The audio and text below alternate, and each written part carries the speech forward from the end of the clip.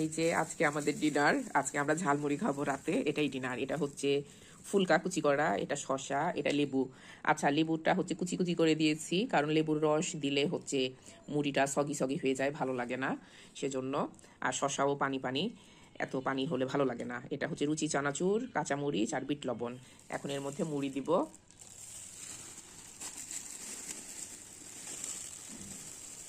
আরো আরো আরো, হ্যাঁ হয়েছে। এই যে এখন সব একসাথে মিক্স করে নিই, করার পর এর মধ্যে দিব সরিষার তেল।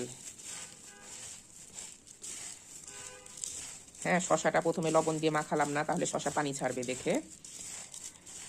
এটা হচ্ছে একটা ট্রিক্স, এভাবে করলে মুড়িটা অনেকক্ষণ মচমচা থাকে। আচ্ছা, এখন একটু সরিষার তেল দিয়ে দিব।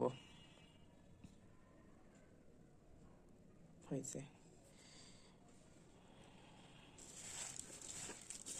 এই রুচি চানাচুরটা একটু মানে বারবিকিউ, ওর মধ্যে একটু মিষ্টি মিষ্টিও ফ্লেভার থাকে, ভালোই লাগে। আচ্ছা, আর একটু চানাচুর দিয়ে দিই। হয়েছে।